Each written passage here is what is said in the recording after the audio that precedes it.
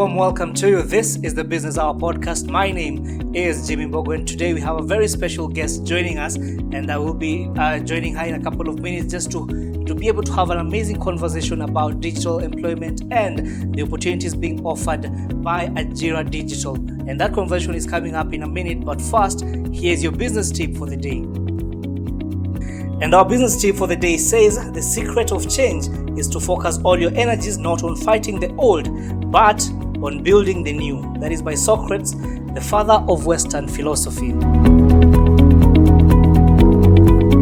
And as promised, today we're being joined by Maureen Mbaka, the CAS for ICT. Well, Maureen, thank you so much for taking the time to speak to us, and karibu sana to the program. Thank you so much. All right, and one of the things that we want to understand, first of all, as we start this conversation is, what is Ajira Digital? What does it offer?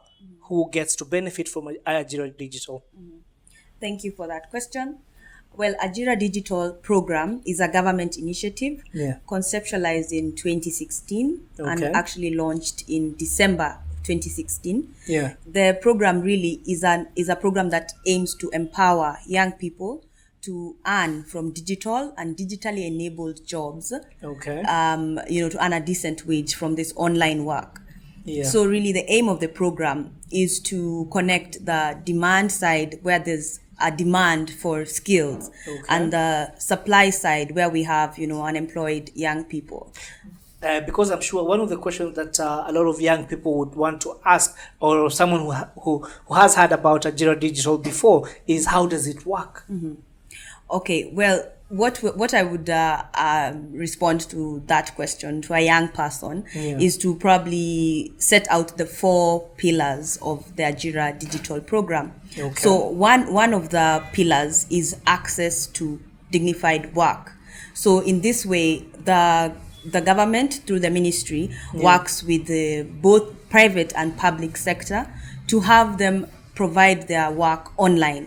So, break down maybe their work into different skills and provide this online where online workers can access this work. So that's one of the main pillars, access to dignified work. Then we have access to infrastructure where the government provides devices and internet through Ajira Youth Empowerment Centers, where young people at constituency level can actually go to these centers and access the devices, the computers, and get onto these platforms where this work is provided. Then we also have access to information or awareness, where we create awareness on this is a very key component of the Ajira program, creating awareness on online work, that online work is work, many people don't understand that there are people who are currently online and earning their wage from there.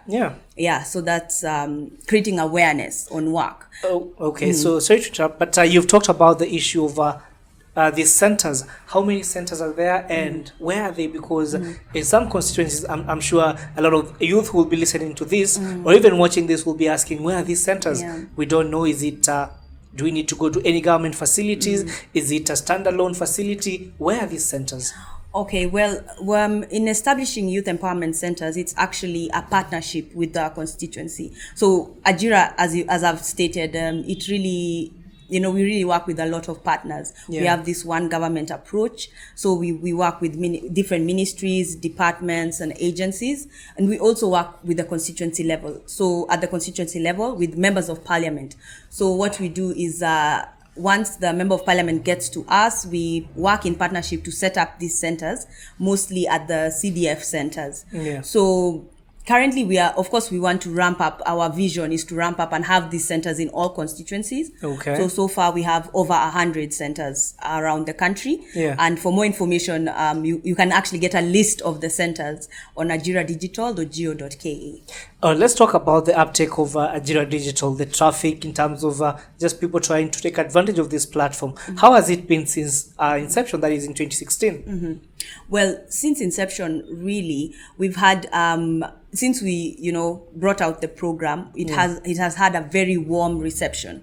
From the inception, when we had our first engagement with the young people, we were targeting at the initial stage of 10,000 youth. And the database grew by 800% at that time. So we had there was definitely, goodwill. People really wanted to get onto the platform. Yeah. So there's been a very warm reception. And we have done surveys to measure the uptake and the awareness of the program. Okay. And the 2019 survey brought out that over 2 million young people knew about the program. Yeah. And in 2020, over 5 million know about the program. And I'm sure you can expect more traffic, because just the other day, Treasury was talking about more than 4 million people losing their jobs. So which means more people will be coming to this platform to be able to try and see and look for opportunities.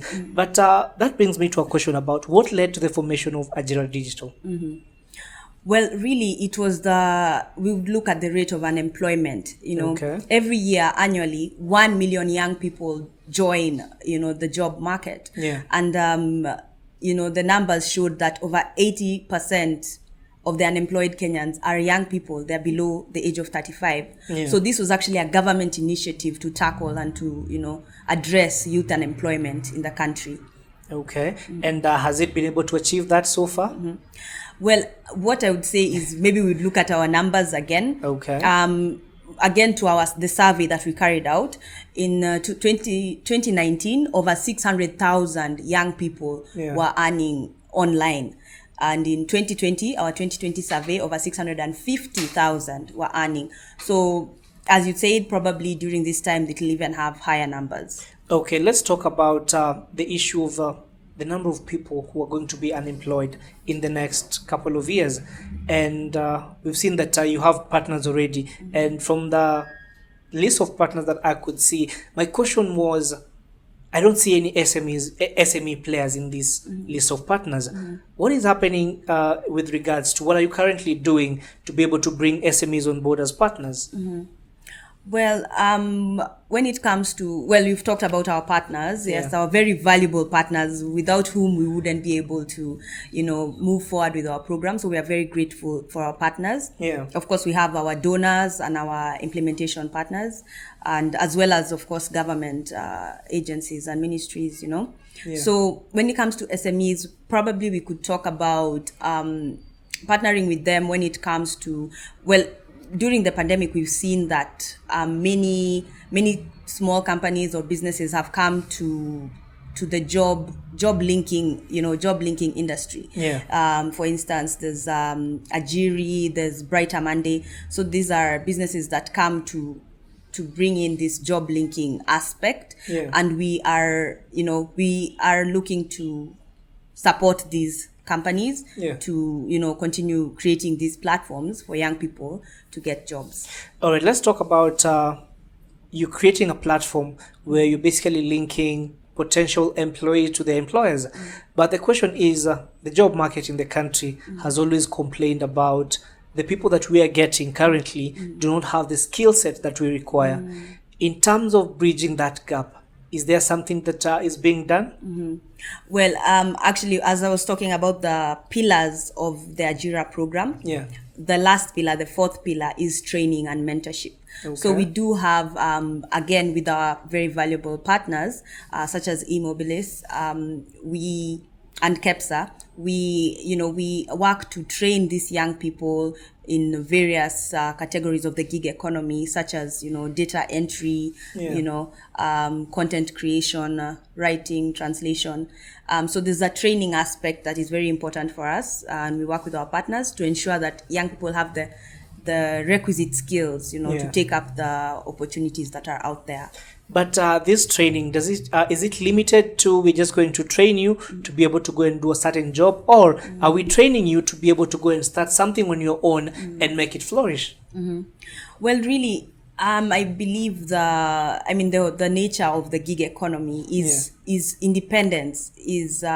Actually, that's one of the components of or the spirit of Ajira, is to have these independent people, independent young people earning a decent wage, able to rely on themselves. Yeah. So that's basically one of the what we have at Ajira. All right, and you keep mentioning a decent wage, but my question is there a requirement for some of your partners that we're only taking job group X to job group Y? Well, I wouldn't say that has been brought up, and Okay. of course, it's one of the components that we monitor as we release, young trained people out into the online job market. Yeah. But I could say that they are earning some money at this time. Okay, Bonus, yes. But there's also let's talk about the issue of conversion and the number of people that have been trained so far. What has been the relation in terms of the number of people trained and the number of people absorbed by the job market? Well, our numbers currently, during our last survey, we found that out of the people we trained, at least 75% were Yeah. able to get onto the online platforms and, access this online work. Okay. But in terms of this training process, how long does it take? Well, it really depends when it comes to training, because there are different training programs, Yeah. depending on our partners. And also, I'd like to mention, other than our training partners, having our training partners give this trainings themselves, Yeah. we also have them partnered with industry leaders who provide self-learning content, so that Okay. even during this time, young people can upskill and continue, sharpening their skills, even without that contact with a trainer. All right, so let's looking back, and when you look at 2020, I'm sure you had projections of how many youth you wanted to reach, and given the fact, given everything that has happened this year, how has that been? How has the uptick been in terms of were you able to get your targets or close to it? Well, of course, the pandemic, we had to change things when the pandemic came about, Yeah. because really our trainings were mostly physical. They included gatherings so that we can train and mentor and interact and, create awareness around the Ajira program. But after the pandemic, we actually had to restructure our engagements with the youth. So we Okay. really had an opportunity we actually took our trainings online. We are actually currently providing virtual trainings for young people, and the Yeah. uptake has been very great. This is accessible to all Kenyans. So you register on ajiradigital.go.ke, Yeah. and you can get training by Zoom on, aspects of the gig economy, how to, access work for data entry, for, content creation, work on, how to access, digital work. All right, so let's try and switch gears slightly, because again we are in a digital economy, so to speak. True. But what is the ministry currently doing to make sure that this digital economy picks up and becomes a proper contributor to the country's economy? Yeah. Well, the digital economy is actually one of our, it's very important in the ministry. Okay. We actually have in place the digital economy blueprint, which, focuses on the digital economy and, brings out which areas that would want to focus on when it comes to the digital economy. Just speaking on the same digital economy, are there things that you're currently doing to make sure that people who are taking up this digital economy are sort of, we're creating this environment where they feel I can actually work here and make it very comfortable for them? Well, I would say perhaps when it comes to matters such as connectivity, Okay. the government is always is continuously investing in connectivity infrastructure across Yeah. the country to ensure that there's connectivity all over the country, so that everyone can be able to access the digital world. Yeah. When it comes to digital business or work, that's what we're doing. But in terms of policy framework, again, policies are very important. Are you currently working with a group to sort of make sure that even the policy framework aligns with the digital world?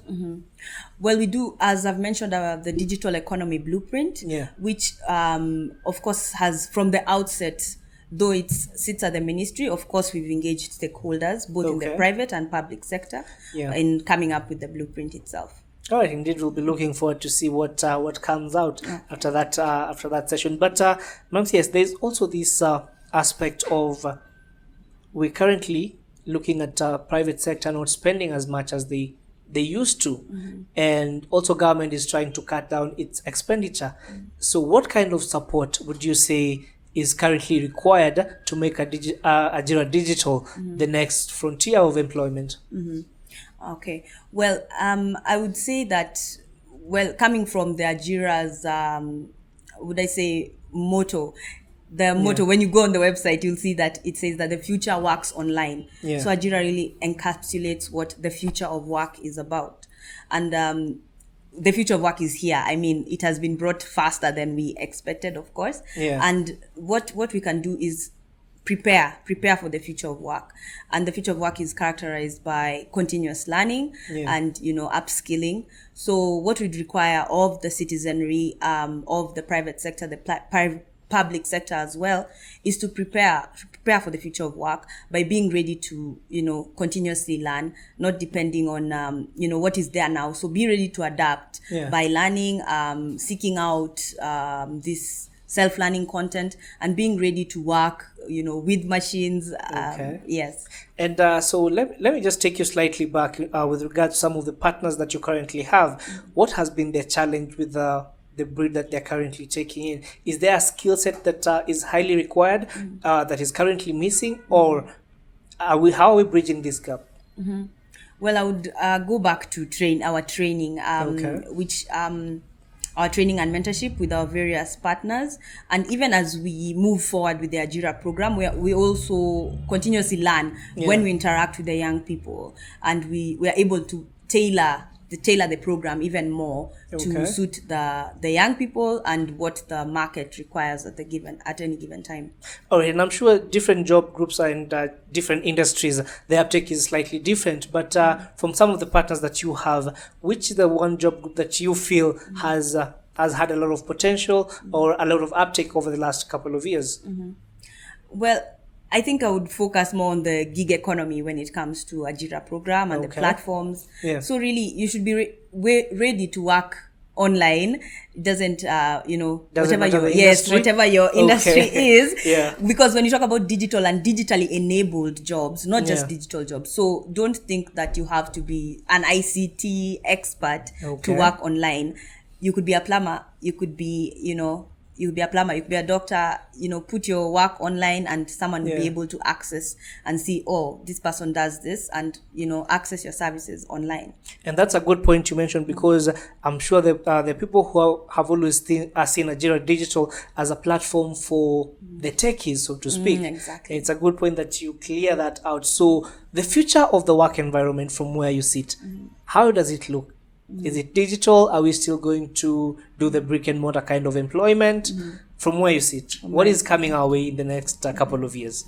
I've mentioned it again, which I think I'm an advocate for the future of work and preparing for the future of work, which is really, being ready to learn continuously, being ready to adapt to whatever is thrown at you, and being ready to work with machines, with AI. So there'll always be that human aspect, but you should be ready to, work with machines, have basic ICT skills, such. So for someone who's currently in campus and you're almost clearing up and you're wondering, what skill set do I need going into this employment world? Again, the employment world has changed quite significantly over the last couple of years. So for you, from where you sit, I'm thinking, what skill set must I have to be able to maneuver the next phase of employment? Well, I would really encourage young people to have that basic ICT, skills. Definitely be ready to work with ICT, whichever career you're heading towards. Being ready to maybe advertise yourself online, or really if you're in that tech space, ready to work online. If you're an engineer, ready to work with machines. So, yes, really. So basically the future of employment from where you sit, it has a lot to do with machines and working online. Okay, and do you feel there's some risks associated to online? Because again, this has been one of the issues and we saw the data protection bill come across, and for so many people, there's a generation that still believes unless it's brick and mortar, we don't believe it. It's not safe for me. From where you sit as a ministry, what are some of the things that you put in place just to make sure that ICT is safe, digital is safe for everyone? Well, of course, as a ministry, we have in place the Data Protection Act. We do have that in place as a country. We also have the Computer and Cyber Crimes Act in place to prosecute, any cyber crimes that occur. I mean, other than that, when we come back to the Ajira program, we have that awareness creation aspect where we, as much as we tell you can work online, we also there's also the area of the ills that come with working online, but the platform itself actually has verified platforms on it, where to avoid any not real sites coming on and youth being engaged with those sites. So we do have verified sites that are linked up to Ajira digital platforms. Okay, so Madam CS, there's I want to give you a scenario and get your thoughts on the same. I'm an SME owner and I do not have the money to spend on buying these equipments, that is laptops and computers. How is the government going to help me? Again, back to the perhaps the Ajira program. Okay. When it comes to young people accessing infrastructure, we do have these provided at these Ajira Youth Empowerment Centers. We do provide through our parastatal, the ICT authority, free internet and devices where people can actually go and access, online work or access information about, online work. Does that mean I can go to one of these centers and be able to work from there for free? Well, actually, we do have these centers around the country, and they do have, guidelines in place on how to work in those places. So yes, as in that's what we've put them there so that the young people can access, online work and online information. Of course, at this time, we are currently setting up the protocols for people to be able to safely, access the infrastructure. So that's in the pipeline before, they're open to the public. All right. So in terms of these centers, how many already are up and running? There are over 100 that are currently up and running. Yes, and I can go into and get all the services that I might require. Yes. Okay, as we wind up, Madam CS, so I just want you to speak to the future of employees and employers. What are you seeing in terms of this being the driving factor that employers are looking for, and also some of the skill sets that you've already mentioned, you've already talked about, one of them being able to work with machines. So as an advice to young people, what do they need to prepare for going forward? What I would say to young people is to be open once again. Whichever your career is, be ready to, get onto the websites and, put your work online or work online. I mean, even now, we have many people working from home. There are people who haven't stepped in their offices for months and they're still working at home. So you shouldn't be, you should be open to working with machines, as you said, and you don't have to be a techie, as they call it, to work online. And thank you so much. That has been CIS Maureen Baka, who has been painting a picture of how Ajira Digital is going to help you as a job-seeking Kenyan. And that's how we wrap up this episode of the Business Hour podcast. My name is Jimmy Mbogo, and remember, every hour is Business Hour.